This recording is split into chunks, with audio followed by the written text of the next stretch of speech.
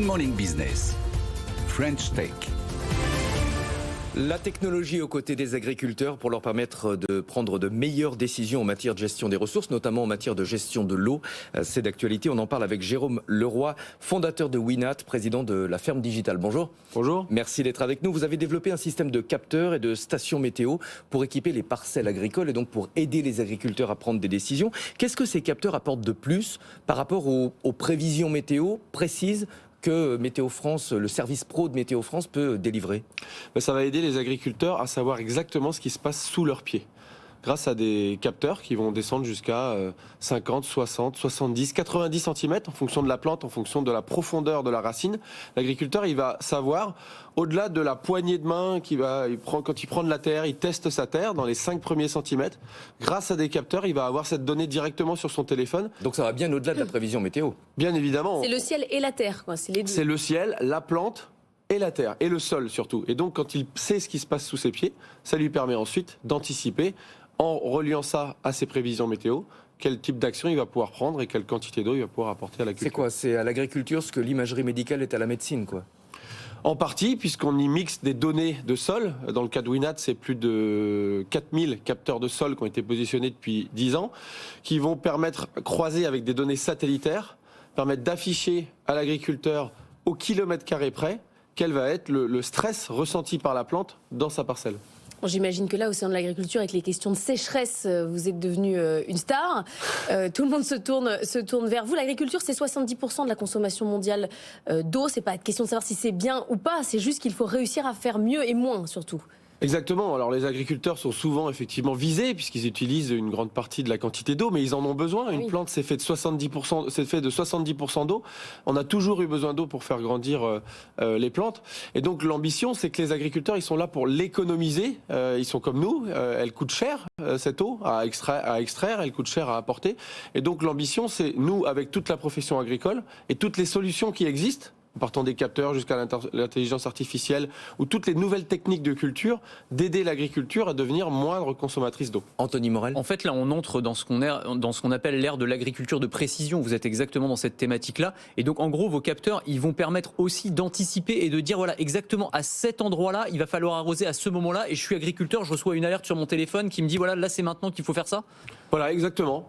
En plus du moment et de l'endroit, on donne même des idées de quantité.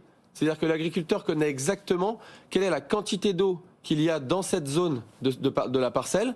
Il connaît les prévisions météorologiques à 6 jours, à 7 jours, à 10 jours. Je parle du modèle, je parle de l'intelligence artificielle. Et donc on va lui dire, à ce moment-là, à 5 jours, il faut apporter 20 mm ou 10 mm ou 5 mm en fonction des prévisions. Et au-delà de ça devient de la haute couture. Oui, exactement ça, c'est ça. Mais au-delà du court terme, il y a aussi une notion à plus moyen terme et long terme, c'est-à-dire vous les accompagnez aussi sur la transition peut-être vers d'autres types de cultures, parce qu'avec évidemment les changements climatiques, vous allez avoir les données pour leur dire, bon bah là, vous cultivez du blé, mais en fait le stress hydrique est tel que ce serait mieux d'aller vers un autre type de culture. Exactement, ça c'est aussi une ambition de l'entreprise, c'est une solution qu'on a développée l'année dernière, on appelle ça des projections agroclimatiques. Ça permet, grâce aux données collectées par l'entreprise depuis 8 ans, de comprendre quel est le type de sol en Normandie, en Auvergne, en Bretagne, quel est le type de culture cultivée aujourd'hui et quel sera le climat en 2030, en 2040, en 2050.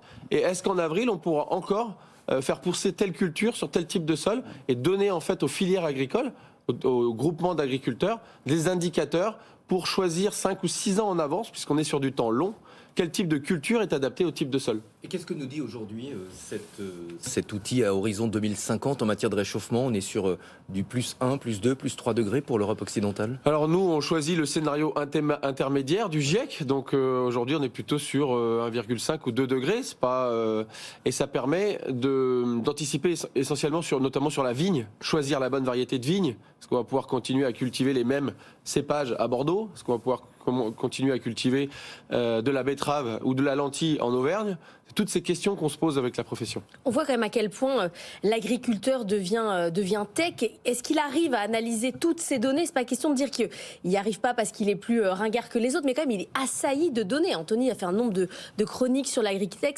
C'est le porc dont on a la reconnaissance faciale, c'est la précision haute couture sur le niveau d'eau. Ça fait beaucoup d'informations. Oui, ça fait beaucoup d'informations, mais c'est parce que l'agriculture française est la troisième plus grande agriculture en Europe, une des 10 plus grosses dans le monde. Donc elle est très diversifiée. Dans tous les territoires, on va avoir des types d'agriculture différentes. De la grande culture, de la polyculture élevage.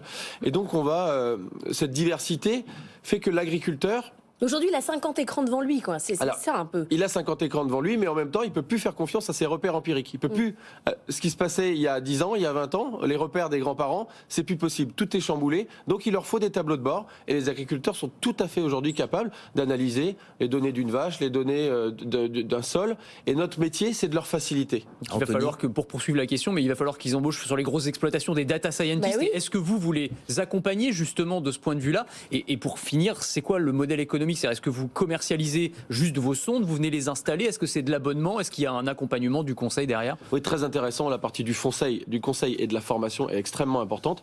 Donc des data scientists dans les fermes, ou peut-être pas, parce que data scientist, c'est un métier qui nécessite des méga-données, mais plutôt des métiers d'agronome. Les générations d'agriculteurs sont en train de changer. Ils sont agronomes, ils sont diplômés, ils sont chefs d'entreprise.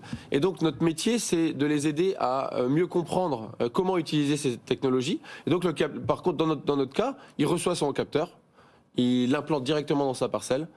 Il lit les informations sur l'application et on va plutôt former par groupement d'agriculteurs. Donc tous mes collègues au sein de la ferme digitale, au sein de l'agritech française, mettre en place des dispositifs de formation, d'installation et surtout de maintenance en qualité de toutes ces données qui sont collectées, puisque pour ressortir des prédictions précises et des conseils précis, il faut que ces données soient ultra fiables. Donc il faut maintenir la qualité et donc il faut mettre des moyens sur le terrain pour aider les agriculteurs à mieux faire leur métier grâce à des données de qualité. Merci beaucoup, Jérôme Leroy, fondateur de Winat et président de la ferme digitale.